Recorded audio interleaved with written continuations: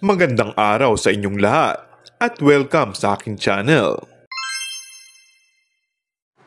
Paolo Avellino, umaming nagiging seloso pagdating kay Kim Chiu. Matapos ma-blind item noon, ang panliligaw ng isang mayamang aktor at pagkakaroon ng interes sa kapamilya aktres sa si Kim Chiu.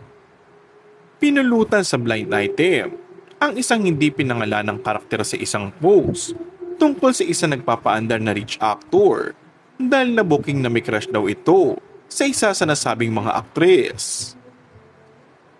Lumabas ang pangalan ni Jake Ejercito sa blind item dahil sa comment ng mga netizens.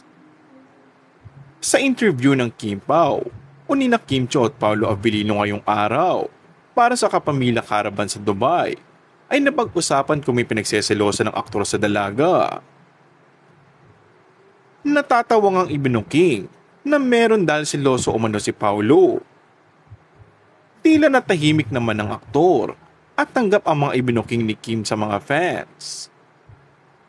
Isa sa mga komento ng mga netizens ay may initial ng J ba ito, ngunit nagtinginan lamang ang dalawa.